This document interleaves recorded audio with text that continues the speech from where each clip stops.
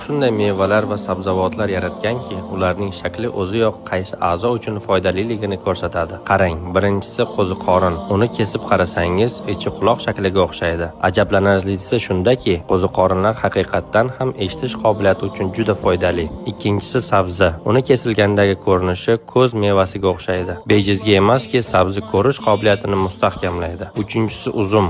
Uzum shingillari o'pka alveolalariga o'xshaydi va u nafas olish tizimi salomatligini saqlashga yordam beradi. To'rtinchisi yong'oq. Uning shakli inson miyasiga ajoyib darajada o'xshaydi va u miya faoliyati hamda xotirani mustahkamlaydi. Beshinchisi pomidor. Uni yarmiga bo'lganda yurakka o'xshaydi va haqiqatdan ham yurak qon tomir tizimi salomatligini qo'llab-quvvatlaydi. Oltinchisi loviya.